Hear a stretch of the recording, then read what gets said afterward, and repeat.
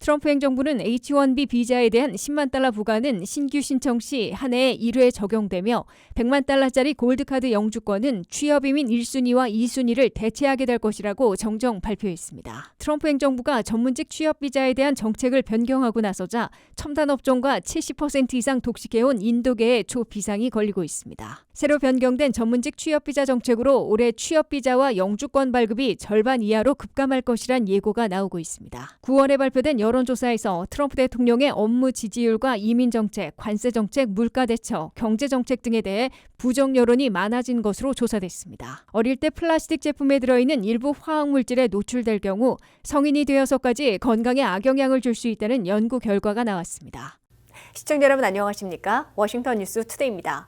트럼프 행정부가 H-1B 비자에 대한 10만 달러 부과는 신규 신청 시 한 해에 1회 적용되며 100만 달러짜리 골드카드 영주권은 취업이민 1순위와 2순위를 대체해 8만 명에게 발급할 것이라고 수정 발표했습니다. 이 때문에 기존 H-1B 비자 소지자들은 안도하고 있으나 취업이민 1순위와 2순위로 영주권을 받으려면 앞으로 개인 100만 달러, 스폰서 회사는 200만 달러를 내야 하는 지각 변동을 예고하고 있습니다. 한면태 기자가 보도합니다. 트럼프 행정부가 지각 변동을 일으키고 있는 합법 취업 비자와 취업 영주권 제도의 전면 개편에서 H-1B 비자에 대해서는 파문이 줄어들고 있는 반면 한인들이 주로 이용하고 있는 취업이민 1순위와 2순위에서 시한폭탄이 투척되고 있습니다. 큰 파문이 일자 백악관은 H-1B 비자에 10만 달러를 부과하는 방안은 신규 신청자들에게 1회 한해 적용할 것이라고 수정해 파문을 진정시키고 있는 반면에 100만 달러짜리 트럼프 골드카드 영주권은 취업이민 1순위와 2순위를 대체할 것이라고 밝혔기 때문입니다. 첫째, 한인들이 주로 이용해온 취업이민 1순위와 2순위를 통해 매년 영주권을 받아온 8만 명이 앞으로는 개인 스스로 스폰서하면 100만 달러, 회사가 대납하면 200만 달러를 내야 할 것으로 하워드 러트닉 상무장관이 밝혔습니다. 러트닉 상무장관은 트럼프 골드카드 공식 발표 후 가진 설명회에서 개인 100만 달러, 회사 200만 달러를 받을 새로운 트럼프 골드카드는 현재 취업이민 1순위와 2순위를 대체하게 된다고 강조했습니다. 그럴 경우 현재 매년 4만 명씩 영주권을 받고 있는 취업이민 1순위와 2순위에서 모두 8만 명이 개인이면 100만 달러, 스폰서 회사에서는 200만 달러씩 내게 된다고 러트닉 상무장관은 설명했습니다. 러트닉 상무장관은 다른 취업이민 범주들로 단계적으로 확대할 수도 있다고 밝혀 새 트럼프 골드카드 신청자들이 쇄도하면 취업이민 3순위 4만 명, 10,000명씩의 4순위 총교이민 등 특수이민과 5순위 투자이민까지로 확대할 가능성을 열어두었습니다. 그러면 한 해에 14만 명에게 영주권을 발급해온 취업이민에서는 처음에는 8만 명, 나중에는 14만 명 전체가 100만 달러 이상의 거액을 내야만 그린카드를 받을 수 있게 됩니다.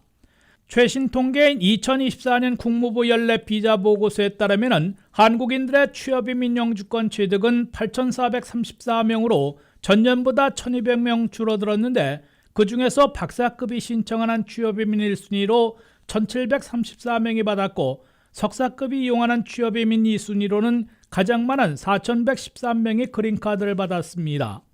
둘째, H-1B 비자에 대한 파문은 백악관이 신규 신청자들의 한 번만 10만 달러를 부과하고 기존 비자 소지자들에게는 적용하지 않고 매년 부과하지도 않을 것이라고 명시적으로 수정해 다소 수그러들고 있습니다.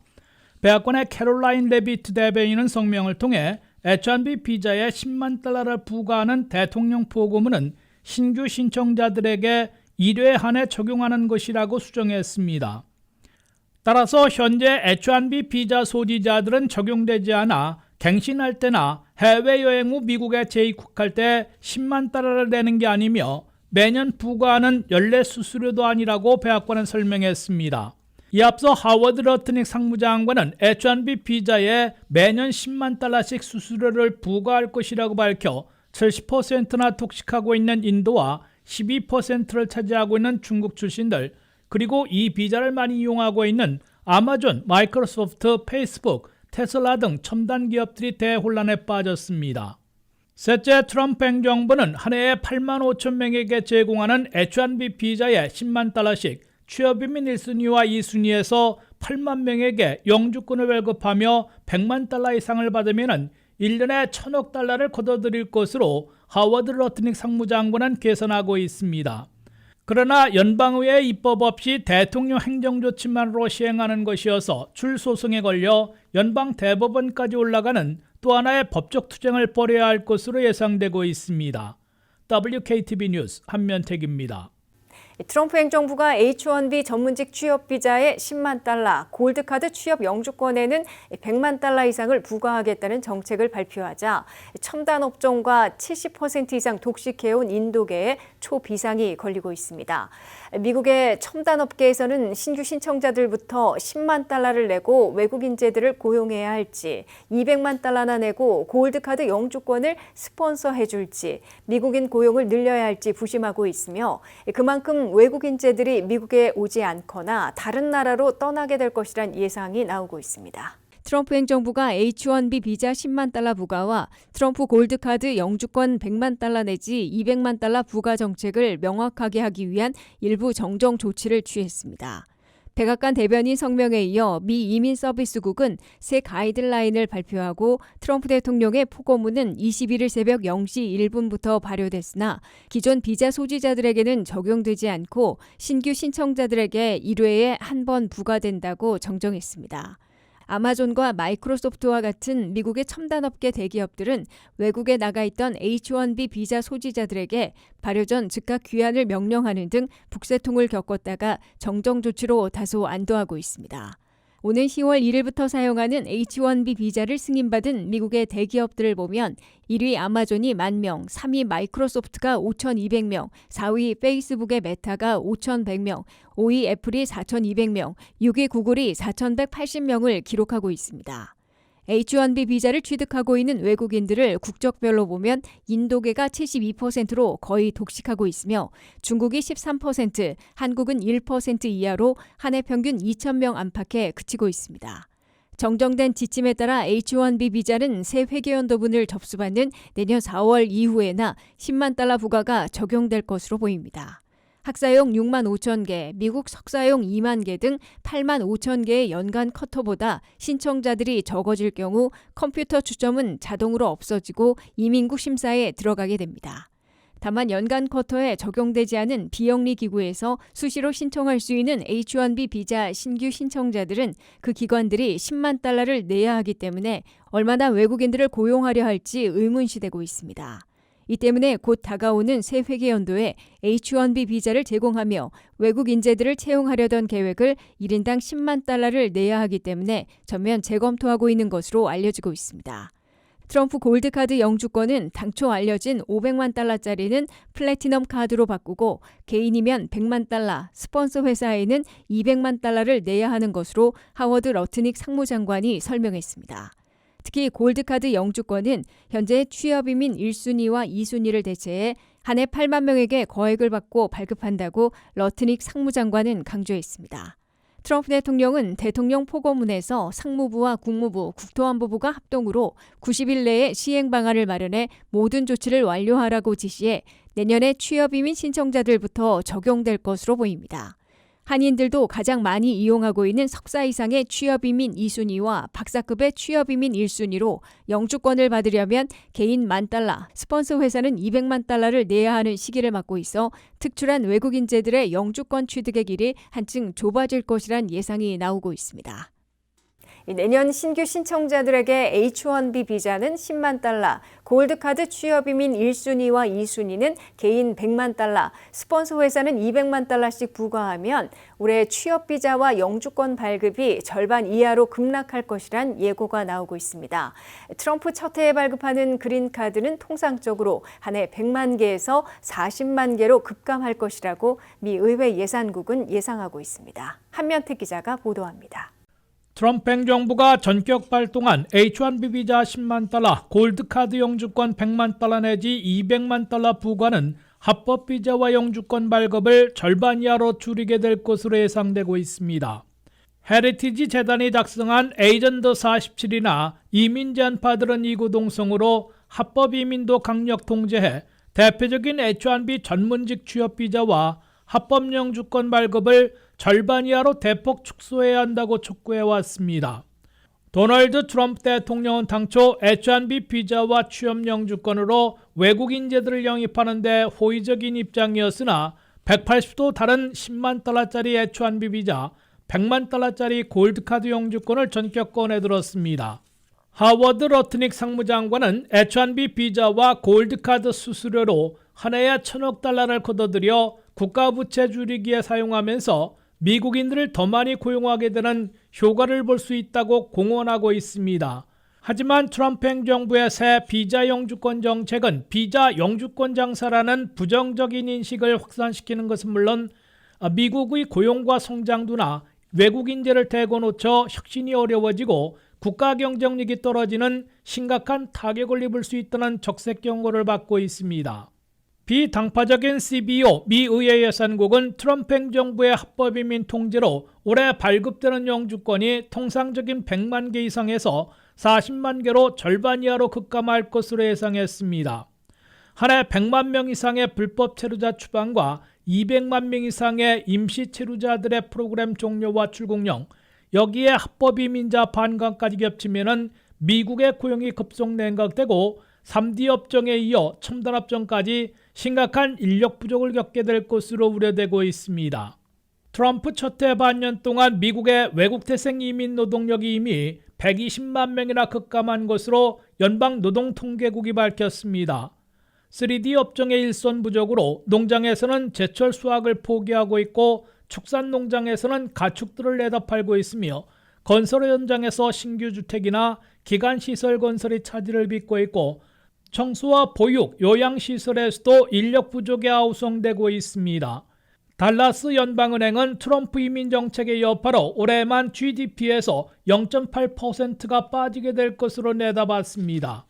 연준은 올해 미국 경제 성장률을 1.6%로 잡고 있어 여기서 0.8포인트가 빠지고 관세 여파까지 겹치면 불경기 문턱에서 헤매이거나 저성장 속에 고물가와 고실업률을 기록하는 스태그플레이션에 빠질 것으로 경고되고 있습니다.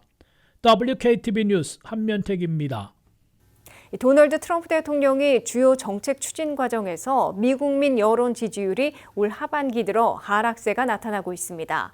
전반적인 대통령 업무 지지율과 이민 정책, 관세, 경제, 범죄 등 핵심 현안에 대해서 긍정 여론보다 부정 여론이 더 늘어난 것으로 조사됐습니다. 도널드 트럼프 대통령이 올 하반기 들어 여론 지지율의 하락세가 나타나고 있습니다. 9월에 발표된 대부분의 여론조사에서 대통령 업무 지지율과 이민정책, 관세정책, 물가대처, 경제정책 등에서 부정 여론이 긍정 여론보다 많아진 것으로 조사됐습니다. 트럼프 대통령의 전반적인 대통령 업무 지지율을 보면 각 여론조사 결과를 종합해 평균하고 있는 리얼 클리어 폴리틱스에서 지지 46%, 반대 52%로 나타났습니다. 워싱턴 포스트에선 43%대 56%, 뉴욕타임스에선 43%대 54%로 모두 부정 여론이 더 높았습니다. AP통신 조사에선 지지 39%대 반대 60%로 가장 저조한 지지율을 기록했습니다.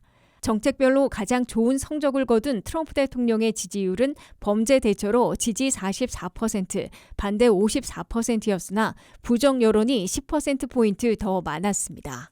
한때 가장 높은 지지를 받아온 이민 정책에선 지지 44%, 반대 55%로 부정 여론이 11%포인트 높았습니다.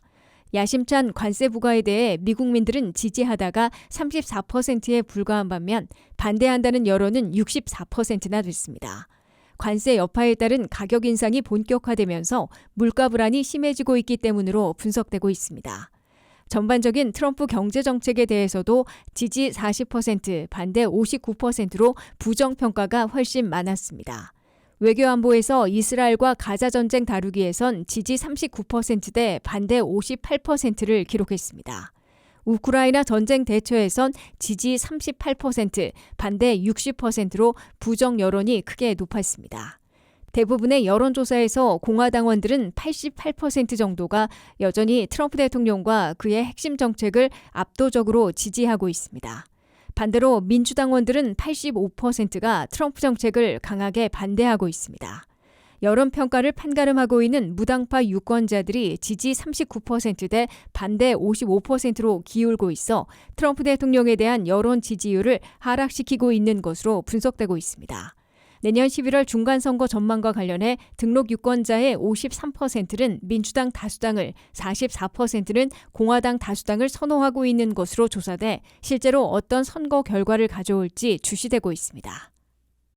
어린 시절 플라스틱 제품에 들어있는 일부 화학물질에 노출될 경우 성인이 되어서까지 건강에 악영향을 줄 수 있다는 연구 결과가 나왔습니다.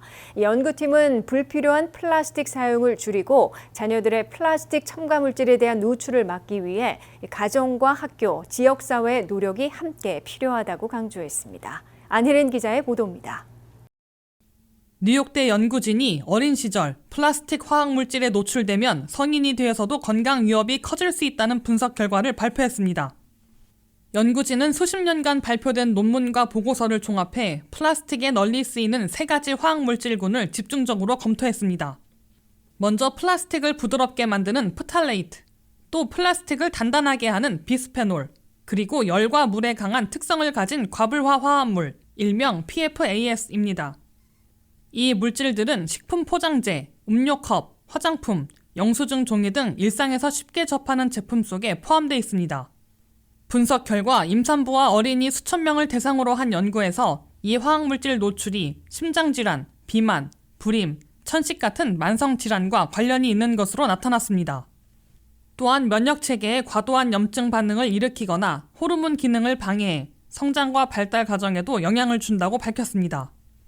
특히 신경 발달과 관련한 영향이 주목됐습니다. 여러 연구에서 어린 시절 플라스틱 화학물질에 노출될 경우 지능 발달이 저해되거나 자폐 스펙트럼 장애, ADHD 같은 신경 발달 장애와 연관성이 있다는 결과가 보고됐습니다. 연구팀은 이러한 결과가 플라스틱 문제를 단순한 환경 문제가 아니라 다음 세대의 건강과 직결되는 공중보건 문제로 봐야 한다고 강조했습니다. 연구진은 플라스틱은 아이들의 미래 건강을 위협하는 잠재적인 위험 요소라며 아이들이 건강하게 오래 살 수 있도록 불필요한 플라스틱 사용을 줄이는데 사회 전체가 진지하게 나서야 한다고 말했습니다. 음식 보관이나 조리에는 플라스틱 용기 대신 유리나 스테인리스 제품을 사용하는 것, 플라스틱 용기를 전자레인지에 넣어 가열하지 않는 것, 식기세척기에 넣지 않는 것만으로도 노출을 줄일 수 있다는 설명입니다. 정책적 차원의 대응도 요구됐습니다. 연구팀은 의료용 기구 등 필수적인 영역에서 플라스틱의 역할을 부정하는 것이 아니지만 포장재, 생활용품 등 불필요하게 쓰이는 부분은 줄여야 한다고 밝혔습니다. 특히 저소득 지역의 아이들이 더 많은 건강 불평등에 시달리는 만큼 규제를 강화하고 취약계층을 보호하는 것이 중요하다고 덧붙였습니다. 학교와 지역사회 단체가 협력해 아이들에게 올바른 정보와 교육을 제공하는 것도 중요한 과제로 제시됐습니다. WKTV 뉴스 안혜린입니다. 이상으로 워싱턴 뉴스투데이를 마치겠습니다. 시청해주신 여러분 고맙습니다.